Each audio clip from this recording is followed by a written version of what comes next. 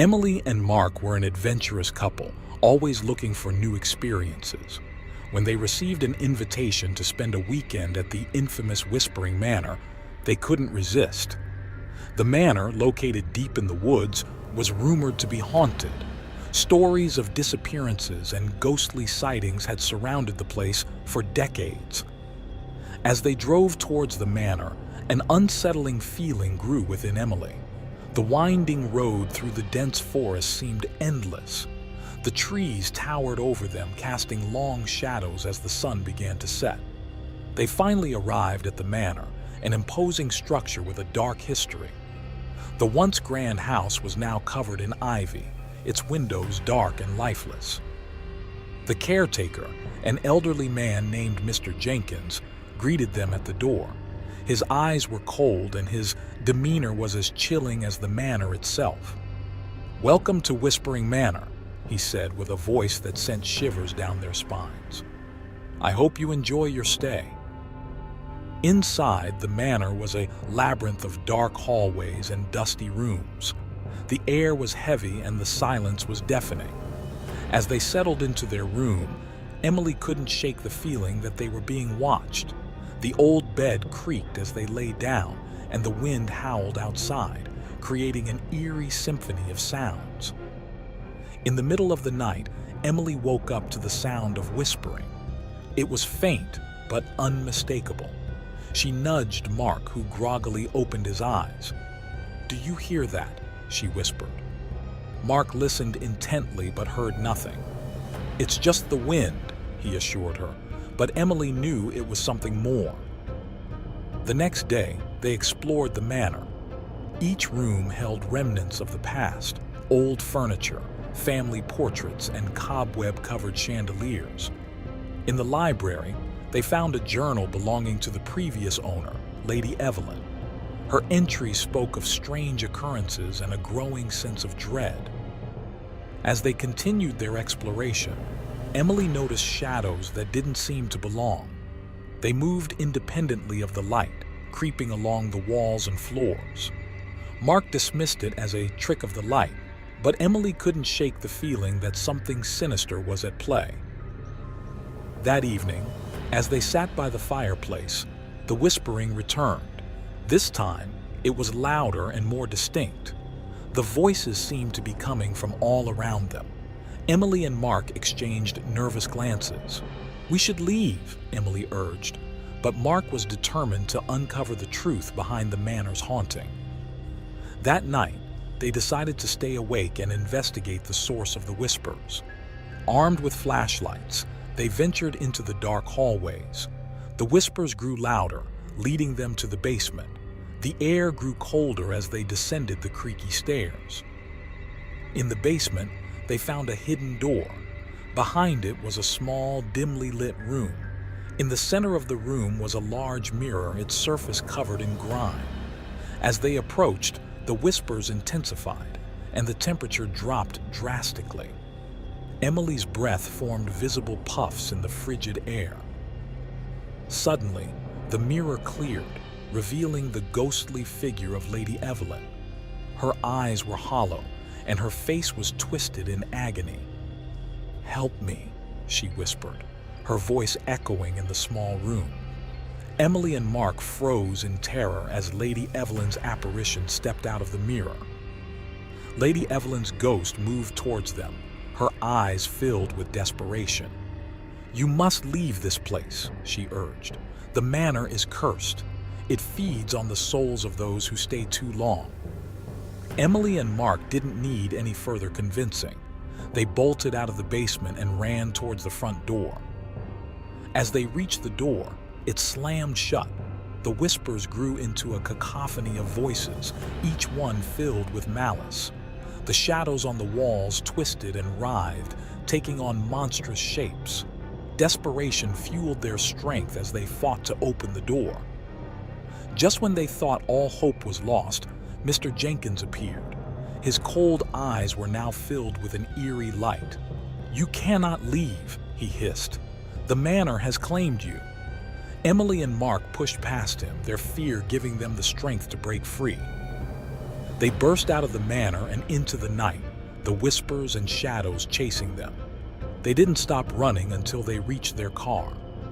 As they sped away, the manor loomed in the rearview mirror, its dark silhouette a reminder of the horrors they had faced. Back in the safety of their home, Emily and Mark tried to move on from their terrifying experience, but the whispers never left them. Late at night, when the house was quiet, they could still hear Lady Evelyn's voice, warning them of the curse that would haunt them forever. Whispering Manor stood silent once more, its dark history shrouded in mystery. Those who ventured there never returned, their souls claimed by the malevolent spirits that dwelled within. The legend of Whispering Manor grew, a chilling reminder of the horrors that lurk in the shadows. Samantha and John had been searching for their dream home for months. When they stumbled upon the house on Willow Lane, it seemed perfect. The large Victorian house had an old-world charm, with its ornate woodwork and sprawling garden. Despite its eerie appearance, the price was unbeatable, and the couple decided to take the plunge.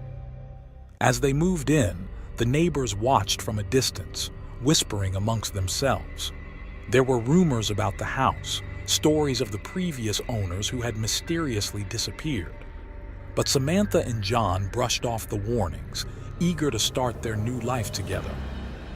On their first night, a storm rolled in, bringing with it an unsettling atmosphere. The wind howled, rattling the windows, and the old house groaned as if it were alive. As they unpacked, Samantha found an old photograph album in the attic. It was filled with pictures of a family from the early 1900s. The last photo showed the family standing in front of the house, their faces twisted in fear. That night, Samantha woke to the sound of footsteps echoing through the house. She nudged John, who groggily got up to investigate. They found nothing out of the ordinary, but the sense of unease lingered. As they returned to bed, the shadows in the corners of the room seemed to dance, watching them with unseen eyes. Over the next few days, the strange occurrences escalated. Doors slammed shut on their own, and objects moved inexplicably. The air grew colder, and a sense of dread permeated the house. Samantha began seeing fleeting apparitions, a woman in a white dress, a child with hollow eyes. They appeared in mirrors, windows, and even in her dreams. One night, as she stood in front of the bathroom mirror, the woman in white appeared behind her. Samantha froze, her heart pounding. The woman's eyes were filled with sorrow and fear. "Leave this place," she whispered before vanishing. Samantha's blood ran cold, and she knew they had to find out what had happened in the house. Determined to uncover the truth, Samantha and John delved into the history of the house. They discovered that it had belonged to the Aldridge family. In the late 1800s, strange deaths and disappearances had plagued the family. The last entry in the town records was about the tragic death of Elizabeth Aldridge, who had drowned in the garden well. As they dug deeper, they found an old diary hidden in the attic. It belonged to Elizabeth. Her final entries spoke of dark rituals, shadowy figures, and a curse that had befallen their family. "The house is alive," she wrote. "It feeds on our fear and sorrow." That night, the hauntings intensified. The temperature plummeted, and the house was filled with the sounds of whispers and cries. The apparitions became more frequent, their faces twisted in anguish. Samantha and John could feel the malevolent presence closing in on them. In the dead of night, they heard a child's laughter echoing through the halls. They followed the sound to the basement, where they found an old locked door. The key was in Elizabeth's diary. With trembling hands, they unlocked the door and stepped inside. The room was filled with old, rotting furniture and strange symbols painted on the walls. In the center was the well, covered in dust and cobwebs. As they approached, the air grew colder, and the whispers grew louder. Suddenly, the well cover flew off, and a dark, shadowy figure emerged. The figure was Elizabeth's husband, Thomas, his face contorted with rage and madness. "You cannot leave," he snarled. "The house demands a sacrifice." The shadows in the room began to close in on them, and the air grew thick with malevolence. Samantha and John fought to escape, but the shadows wrapped around them, pulling them towards the well. Desperation fueled their strength, and they managed to break free. They ran out of the basement and into the stormy night, the malevolent presence chasing them. They didn't stop running until they reached the edge of the property. As they looked back, the house on Willow Lane seemed to pulse with an evil energy. The apparitions of the Aldridge family stood in the windows, their faces twisted in sorrow and pain. Samantha and John left everything behind and never looked back.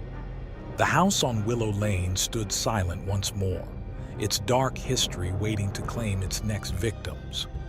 The neighbors whispered of the curse, warning anyone who dared to venture near. Years later, the house remained abandoned, a grim reminder of the horrors that had taken place. Those who passed by could still hear the whispers of the past, a chilling echo of the suffering that had occurred within its walls. The legend of the house on Willow Lane grew, a haunting tale that would be told for generations to come.